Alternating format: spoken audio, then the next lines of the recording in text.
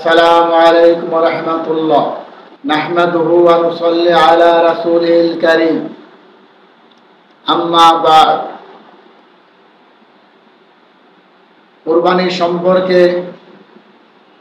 বিশেষ আলোচনা এর আগেও করেছি। আজও সেই কুরবানি সম্পর্কে গুরুত্বপূর্ণ কিছু বিষয় আমি তুলে ধরতে চাচ্ছি। গত আলোচনায় বলেছিলাম মোষ কুরবানির কথা কোনো হাদিসে পাওয়া যায় না, যদিও যুক্তি আছে। মহাগ্রন্থ আল কুরআনের একটা আয়াত থেকে যুক্তি দিয়ে বলা হয়, বাহিমাতুল আনআম, গৃহপালিত চতুষ্পদ বস্তু হালাল হলেই কুরবানি জায়েজ।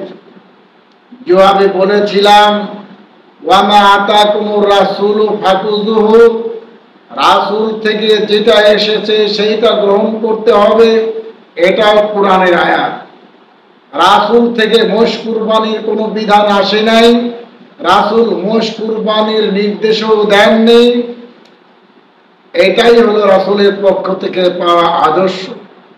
এখন যুক্তির ভিত্তিতে যদি বলা হয় মোষ কুরবানি দেওয়া যাবে কোরআনের এই আয়াত অনুযায়ী, যেহেতু গোশত হালাল, চতুষ্পদ, গৃহপালিত, এই শর্তে দেওয়া যাবে, যদি মেনে নেয়, তাহলে পরে এখানে আরো কয়েকটা কথা আছে। সেটা হলো, হরিণ কুরবানি দেওয়া বৈধ নয়। হরিণ পোষা যায়, হরিণের গোশত হালাল, হরিণের 4 পাও, কিন্তু কুরবানি বৈধ নয়। অমনি ভাবে কাচ্ছিমের 4 পাও, কাচ্ছিমের গোশত হালাল, কাচ্ছিম পোষাও যায়, কাচ্ছিম চতুষ্পদ জন্তু, কিন্তু কুরবানি চলবে না। এভাবে করে খরগোশও কুরবানি চলে না, যদিও চতুষ্পদ গৃহপালিত। এমনি করে ষান্ডার, যদিও সেটা হালাল, চতুষ্পদ পোষাও যায়, কিন্তু কুরবানি চলবে না। এই শর্তের মধ্যে এগুলো পরে বাহিমাতুল আনআমের মধ্যে পড়ে। গৃহপালিত পশু, চতুষ্পদ, গোশত হালাল। আল্লাহ বলেন, ওয়ামা আতাকুমুর রাসূলু ফাকুযুহু, রাসূল থেকে যেটা পাও সেটা গ্রহণ করো। আমরা যুক্তি খাটায় অন্যদিকে চলে যাওয়ার চেষ্টা করি, এটা ঠিক নয়।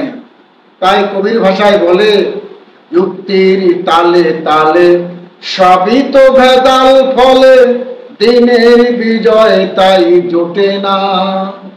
ফরজে সুন্নতে নফলে ভেজাল, সলাতে সিয়ামে ইফতারে ভেজাল, কুরবানির ফতুয়ায় কত যে ভেজাল, মুসাফির কসরের সলাতে ভেজাল, বউ দিয়ে হিল্লা করায় ফতুয়ায় ভেজাল, আজানে একামতে কাতারে ভেজাল, যুক্তির তালে তালে সবই তো ভেজাল, ফলে দিনের বিজয়ে তাই জোটে না। পৃথিবীতে কোটি কোটি মুসলিম মার খায়, বিজয় আরশ থেকে আসে না। আরশ থেকে বিজয় আসতে হলে আরশ হলার সেই বিধান মেনে চলতে হবে। আরশ হলাম মহাগ্রন্থ আল কুরআনে কুরবানির করে যে বিধান দিয়েছেন, যেভাবে দিয়েছেন, সেই বিধানগুলো নবী মুহাম্মদ রাসূলুল্লাহ সাল্লাল্লাহু আলাইহি সাল্লাম ঠিক সেইভাবে মান্য করেছেন। আমাদেরকে ঠিক সেইভাবে মান্য করতে হবে, কোনো যুক্তি চলবে না। আল্লাহ সুবহানাহু ওয়া তাআলার ওই বিধানের কাছে কোনো রকম কায়দা কৌশল করা যাবে না। তাই সম্মানিত উপস্থিতি, যদি মোষ কুরবানির কথা আল্লাহ নবী দিয়ে থাকেন, আপনি মোষ কুরবানি করেন, কিন্তু দলিল থাকতে হবে। তাকলিদ ওটাকেই বলে, দলিল ছাড়া যেটা আমল করা হয় আলেমদের কথা মতো, ওইটাই হলো তাকলিদ। আলেমদের পূজা করা হয়, যেটা সূরা তাওবার মধ্যে আল্লাহ সুবহানাহু ওয়া তাআলা বলেছেন, ইত্তাখাযু আহবারহুম